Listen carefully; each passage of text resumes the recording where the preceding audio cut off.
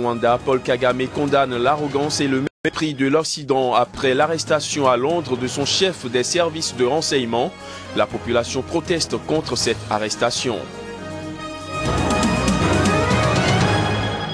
Au Burundi, la tension monte à 4 jours des élections législatives.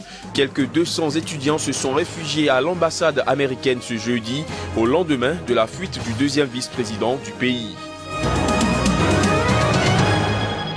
Au Gabon, l'organisation du baccalauréat session 2015 s'annonce palpitante.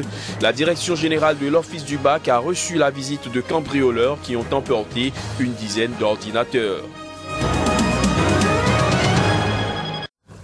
À l'instant, les principaux titres à développer dans cette édition. Mesdames, Messieurs, bienvenue à tous.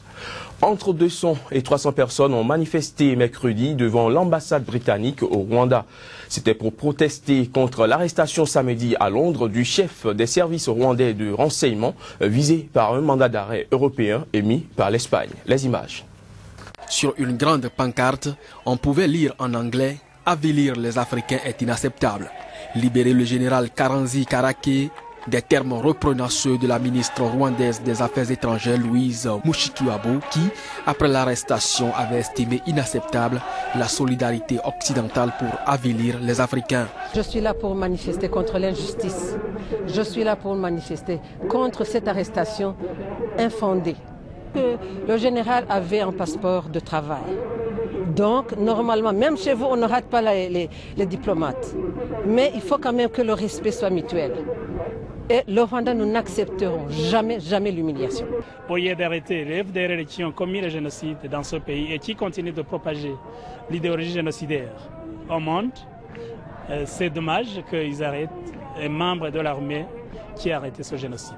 Le général Emmanuel Karenzi Karake, dit Kaka, est réclamé par l'Espagne dans le cadre d'une enquête sur les meurtres de 9 ressortissants espagnols au Rwanda en 1994 et 1997, après la prise du pouvoir par le Front patriotique rwandais dont il était le chef des renseignements militaires. Rébellion majoritairement Tutsi, parti de l'Ouganda, le FPR, dirigé par l'actuel président Paul Kagame, a pris Kigali en juillet 1994, mettant fin au génocide déclenché en avril précédent par le régime extrémiste Hutu qui a fait environ 800 000 morts, essentiellement au sein de la minorité Tutsi. L'ambassadeur britannique a expliqué aux manifestants que l'arrestation du général Kaka répondait à des obligations légales et que le Royaume-Uni reste un partenaire proche du Rwanda. Au Burundi, la tension monte à 4 jours des élections législatives. Le deuxième vice-président Gervais Rufyikiri a fui le pays, appelant le président Pierre Nkurunziza à renoncer à briguer un troisième mandat. Sur France 24 hier soir, il a expliqué avoir quitté le Burundi parce qu'il n'était plus capable de continuer à soutenir l'attitude du président Nkurunziza dans sa volonté de conduire le peuple burundais sur la voie de l'illégalité. Ce jeudi, quelques 200 étudiants qui campaient depuis le début de la contestation anti-Nkurunziza à l'extérieur de l'ambassade américaine et que la police a voulu évacuer se sont pacifiquement réfugiés dans le complexe de la représentation diplomatique. Pendant ce temps, les violences repartent de plus belle à Bujumbura. L'organisation des différents examens et concours session 2015 s'annonce palpitante au Gabon. En témoigne cette tentative de vol des épreuves du baccalauréat le week-end dernier. La direction générale de l'Office du bac a reçu la visite de cambrioleurs qui ont emporté une dizaine d'ordinateurs à leur passage. Une enquête a été ouverte en présence de notre correspondant au Gabon, Paul Avougou Undila. Les voleurs seraient passés par cette fenêtre pour gagner les différents bureaux, subtiliser 10 ordinateurs et quelques imprimantes. Aucune somme d'argent n'a été dérobée. Pour les enquêteurs, le but était de mettre la main sur la base de données de la direction générale pour y récupérer de précieuses informations sur la prochaine session des examens et concours dans le baccalauréat. Plus précis encore, tout n'a pu être possible, avance la police scientifique sur les lieux, sans la complicité d'un membre du staff. Heureusement, rassure la patronne des lieux, la session 2015 se fera dans les conditions de transparence et de fiabilité optimale pour restaurer la crédibilité longtemps perdue de l'enseignement gabonais et de l'école gabonaise. Cela n'entame en rien toutes nos activités pour que les examens et concours puissent se tenir dans les délais comme nous l'avons dit dans une précédente déclaration. Armés de leurs pinceurs et autres loupes pour rechercher la moindre empreinte, les enquêteurs de la police scientifique ont ouvert effectivement l'enquête.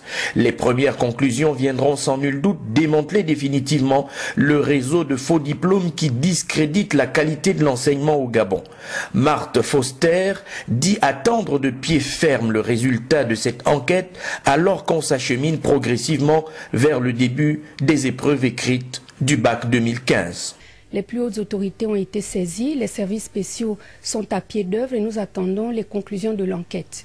En 2014, comme au cours des précédentes années, des cas de fraude aux différents examens et concours avaient été signalés immédiatement à la Direction générale des examens et concours. Cette année, les fraudeurs sont passés à la vitesse supérieure. Preuve qu'aucune fuite n'a encore été possible à ce jour. Au Sénégal, le directeur de la Société nationale d'électricité a été limogé lundi dernier et remplacé par le directeur de cabinet du président Macky Sall. Ce départ a provoqué un léger remaniement du gouvernement qui a vu le ministre de l'Énergie prendre la tête du ministère du Tourisme.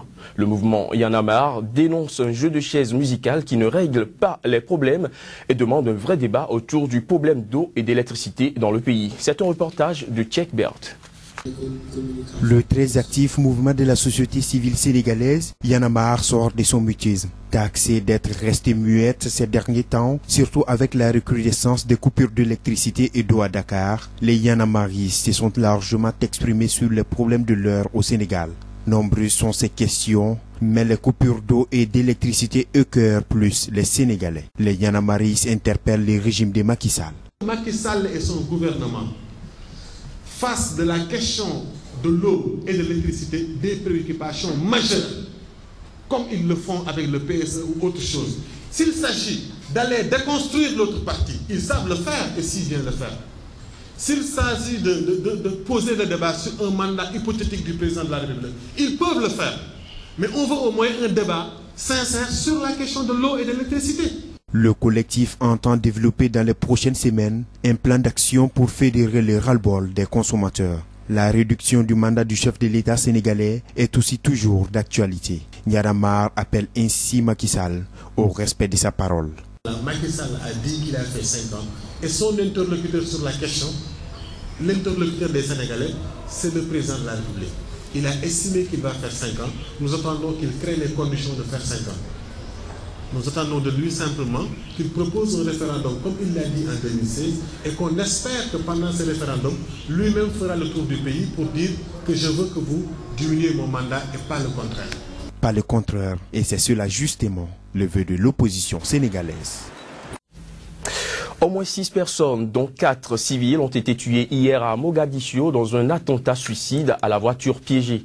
Les islamistes Shebab ont revendiqué l'opération et affirment avoir visé un convoi de l'ambassade des Émirats arabes unis. D'après des sources au sein des services somaliens de sécurité, l'ambassadeur des Émirats ne se trouvait pas dans le convoi au moment de l'attaque. Les détails. Le kamikaze au volant d'un véhicule piégé a percuté une voiture d'escorte d'un convoi de l'ambassade des Émirats arabes unis. La mort de 6 personnes a été confirmée et 6 autres ont été blessées, certaines grièvement, mais personne n'a été blessé au sein du personnel diplomatique. Le représentant des Nations Unies en Somalie, Nick Kay, a condamné cette attaque terroriste contre les Émirats en Somalie et indiqué avoir parlé à l'ambassadeur émirati Mohamed Al-Osmani, qui est sain et sauf. Les insurgés islamistes somaliens Shebab intensifient traditionnellement leurs actions durant le mois de jeûne musulman du Ramadan. Dimanche dernier, ils avaient attaqué une base des services somaliens de renseignement à Mogadiscio, mais les assaillants avaient été abattus avant de faire des victimes. Largement vaincus par la puissance de la force militaire de l'Union africaine AMISOM qui épaule l'armée somalienne, les Shebab ont été chassés depuis août 2011 de Mogadiscio, puis de la quasi-totalité de leurs bastions du sud et du centre de la Somalie. Mais ils comptent toujours de larges zones rurales et ont abandonné le combat conventionnel pour des actions de guérilla et des attentats suicides, notamment dans la capitale somalienne. En bref, à présent, l'Afrique du Sud envisage de quitter la Cour pénale internationale après la polémique sur la visite à Johannesburg pour le sommet de l'Union africaine du président soudanais Omar El-Béchir, recherché pour génocide. C'est ce qu'a déclaré ce jeudi le ministre sud-africain Jeff Radebe. Mercredi dernier, le juge sud-africain chargé de statuer sur le dossier a demandé l'ouverture de poursuites contre le gouvernement de Jacob Zuma. L'Afrique du Sud veut notamment accélérer la réforme de la Cour africaine des droits de l'homme et des peuples basée à Arusha en Tanzanie, mais qui manque de moyens. L'Union africaine accuse la CPI de parti pris car ses enquêtes ne visent pour l'instant que des Africains. Restons en Afrique du Sud où des vétérans de l'équipe victorieuse lors de la Coupe du Monde de rugby en 1995 ont célébré ce mercredi le 20e anniversaire de leur victoire historique. C'était face à la Nouvelle-Zélande à l'Ellis Park à Johannesburg. Nelson Mandela n'était alors que président depuis un an, à peine dans une Afrique du Sud post-apartheid. Les joueurs s'en souviennent. Traverser ce tunnel pour voir tous les anciens joueurs, juste dans une chaise roulante, partager ce sens de la camaraderie, se rappeler des bons vieux jours, voilà ce qui rend cette journée spéciale. For me, receiving the trophy from Mr. Mandela was incredibly special, you know. Pour moi, recevoir le trophée de M. Mandela fut incroyablement spécial. Je me rappelle de son visage, à quel point il était fier, et ce qu'il m'a dit lorsqu'il m'a tendu le trophée. Cette photo avec sa main sur mon épaule, et ces mots m'ont rendu humble. Il m'a dit « Merci François pour ce que vous avez fait pour ce pays ». Et je ne pouvais pas croire qu'il ait dit ça. Et j'ai dit « Non, M. Mandela, merci à vous pour ce que vous avez fait pour ce pays ». I couldn't believe he said that. And I said to him, no, Mr. Mandela, thank you for what you've done for South Africa. In our wildest dreams, we could never have imagined the profound impact it had on South Africa. Dans nos rêves les plus fous, nous ne pouvions imaginer cette réaction. Le bus ne pouvait pas quitter le stade. Le nombre de gens dans les rues était incroyable. Et je m'en souviens 20 ans plus tard. Les gens se rappellent où ils étaient ce jour-là. Pour la première fois dans cette très jeune démocratie qu'était l'Afrique du Sud, c'est la première fois que nous célébrions quelque chose en tant que nation unie. They remember where they were, they remember how they felt, and they remember that for the first time in our country's very young democracy, we all celebrated together.